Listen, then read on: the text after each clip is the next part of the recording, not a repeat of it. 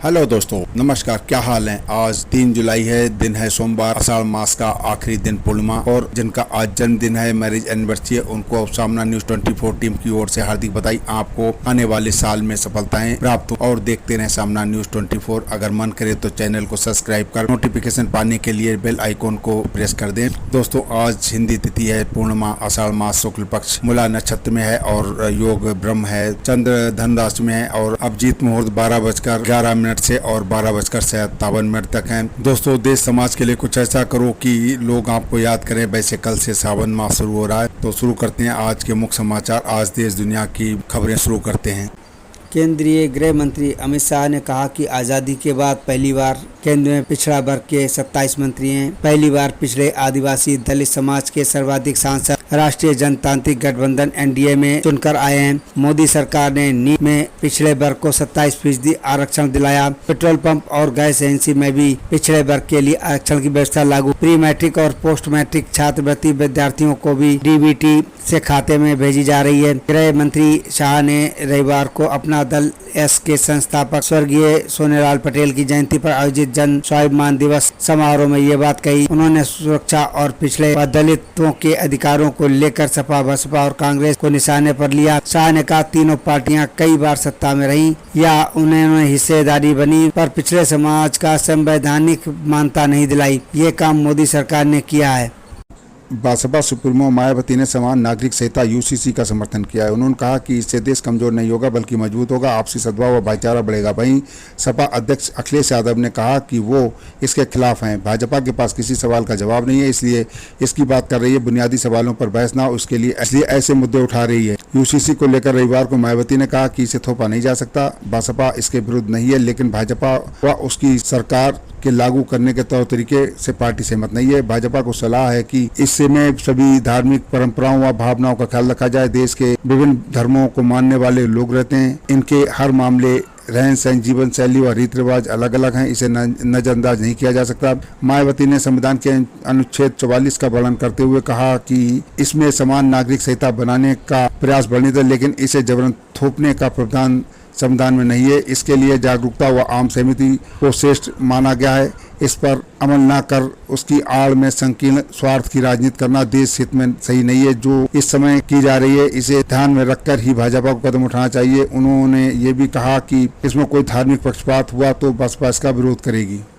पाकिस्तान से चलाए जा रहे कट्टरपंथियों की अभियान गजवाए हिंद मामले में राष्ट्रीय जाँच एजेंसी एनआईए के इनपुट पर यूपी एटीएस ने गोंडा और लखनऊ से 2 संदिग्धों को गिरफ्तार किया। एनआईए ने रविवार को उत्तर प्रदेश, गुजरात और बिहार में 5 जगह छापेमारी की। बिहार में पटना में 2, दरभंगा में 1 और यूपी में बरेली के आंवला व गुजरात के सूरत से 1 जगह छापेमारी की। संदिग्धों से mobile phone, memory, SIM card और कई दस्तावेज मिले। यूपी एटीएस ने बताया कि गोंडा के पठानपुरवा में रहने वाले सद्दाम शेख 38 और कश्मीर में मेडर निवासी रिजवान खान 23 को गिरफ्तार किया है। एनआईए ने बताया कि गजवाए हिंद मामले में बिहार पुलिस ने पिछले साल 14 जुलाई को पटना के फुलवारी शरीफ क्षेत्र में मरगूब अहमद दानिश उर्फ ताहिर को गिरफ्तार किया था। बाद में एनआईए ने जांच अपने हाथों में ले ली थी। दानिश के खिलाफ इसी साल जनवरी में चार्जशीट दायर हुई थी। उस पर यूएपीए व आईपीसी की कई धाराओं में केस दर्ज हुआ। एनआईए के मुताबिक गजवाए हिंद का लक्ष्य भारत में इस्लामी शासन कायम करना है। वह सोशल मीडिया प्लेटफॉर्म व ऑनलाइन मैसेजिंग ऐप के बने बिप मैसेंजर पर ग्रुप बनाकर भारतीय मुस्लिमों को बरगलाने की कोशिश करता है और इस्लामिक कंट्री बनाने की लड़ाई लड़ाए हैं। पुलिस ने ठग गिरोह के 2 सदस्यों को पकड़कर विभिन्न स्थानों से लोगों से ठगे गए 7 ट्रैक्टरों को बरामद किया। सीओ पंकज पंत ने बताया कि पुवाया के गांव बेला छेदा निवासी विजय शंकर अवस्थी ने 7 अप्रैल को रिपोर्ट दर्ज कराई थी कि उन्होंने एक ट्रैक्टर फाइनेंस कराया था। पीलीभीत के थाना बिलसंडा के गांव मरोड़ी के साहब सिंह और सतनाम सिंह और गांव घनश्यामपुर के जसपाल सिंह उनसे मिले और ट्रैक्टर प्रतिमाह 30,000 किराए पर मांगा। उन्होंने 17 अगस्त 2022 को ट्रैक्टर किराए पर दे दिया। उन्हें ट्रैक्टर का किराया नहीं दिया गया और ट्रैक्टर वापस नहीं किया जा रहा है। पुलिस ने मामले की रिपोर्ट दर्ज कर जांच शुरू की। जांच में पता चला कि आरोपियों ने पहले भी कई ट्रैक्टर लिए और गायब कर दिए हैं। जो 2 जुलाई को पुलिस ने एक सूचना के आधार पर गांव गंगसरा में एक ढाबे के पास 7 ट्रैक्टर बरामद कर लिए। ट्रैक्टर बिक्री के लिए लखीमपुर के रास्ते नेपाल ले जाए जा रहे थे। सतनाम सिंह और जांच में सामने आए जनपद मुरादाबाद के थाना कांट के गांव मुनकुआन निवासी शुभम को पुलिस ने गिरफ्तार कर लिया। 7 ट्रैक्टर थाने लाए गए। साहब सिंह और जसपाल की तलाश की जा रही है। बरामद ट्रैक्टरों में विजय प्रकाश का भी ट्रैक्टर शामिल है। महाराष्ट्र की राजनीति के चाणक्य कहे जाने वाले शरद पवार के भतीजे अजीत पवार ने बड़ा झटका दिया है। राष्ट्रवादी कांग्रेस पार्टी एनसीपी को तोड़कर अजीत एकनाथ शिंदे सरकार में उप मुख्यमंत्री बन गए। राज्यपाल रमेश बैस ने रविवार दोपहर करीब 3 बजे अजीत पवार को शपथ दिलाई। इसके साथ अन्य 8 विधायक भी मंत्री बने। कार्यकारी अध्यक्ष प्रफुल्ल पटेल, पिछड़ों के नेता छगन भुजबल के अलावा पार्टी के 53 में से 40 विधायक और 6 एमएलसी अजीत के साथ बताए गए हैं। जल्द ही लोकसभा और राज्यसभा में भी एनसीपी टूट सकती है। यही नहीं, अजीत ने पूरी पार्टी पर अपना दावा ठोकते हुए अगला चुनाव एनसीपी के चुनाव चिन्ह पर लड़ने का ऐलान किया है। शरद पवार के बाद अजीत एनसीपी के सबसे बड़े नेता माने जाते हैं। 2019 के विधानसभा चुनाव में भाजपा के सबसे बड़े दल के रूप में उभरने और सहयोगी शिवसेना के समर्थन से मुकरने के बाद अजीत पवार ने मुख्यमंत्री देवेंद्र फडणवीस के साथ उप मुख्यमंत्री पद की शपथ ली थी।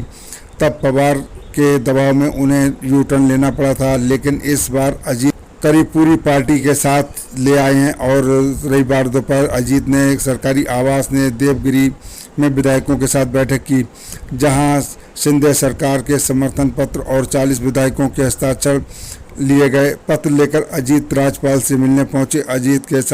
अजीत के साथ प्रफुल्ल पटेल, छगन भुजबल और दिलीप वलसे पाटिल जैसे बड़े नेताओं ने राजभवन पहुंचे और बड़ा खेल होने का अंदेशा हो गया। कुछ ही देर बाद मुख्यमंत्री एकनाथ शिंदे और उप मुख्यमंत्री देवेंद्र फडणवीस भी राजभवन पहुंचे। कुछ ही देर बाद राजभवन का दरबार हाल सज गया और एनसीपी के विधायकों को शपथ दिला दी गई। ब्राह्मी प्राणायाम तनाव का सबसे अच्छा इलाज है। ये आपके मस्तिष्क को शांत बनाए रखने में मदद करता है। ब्राह्मी प्राणायाम रक्तचाप को कम करता है और हाई ब्लड प्रेशर से राहत मिलती है। यह तनाव को दूर करता है। बेहतर नींद के लिए इसे रात्रिकालीन नियमित योग के रूप में शामिल किया जाता है। ब्राह्मी प्राणायाम स्वाद और सुगंध के प्रति संवेदनशीलता बढ़ाता है, तनाव और चिंता को से राहत देता है, आवाज़ को मधुर बनाता है और स्वर यंत्र को मजबूत करता है, गले की परेशानियों का इलाज करता है, ब्लड प्रेशर को संतुलित करता है, एकाग्रता में सुधार लाता है। ये सब करने से आपको जो लाभ मिल सकते हैं उन्हें जरूर करना चाहिए और नियमित करना चाहिए। ये आजकल के युग में बहुत ज़रूरी है, बहुत आवश्यक है, क्योंकि हम लोग अपना कोई भी एक्सरसाइज को समय नहीं दे पाते हैं। ये हमें घर पे बैठ के ये जो है सारे आसन करने की सुविधा मिलती है, इसलिए इनको जरूर आप सब लोगों को अपनाना चाहिए।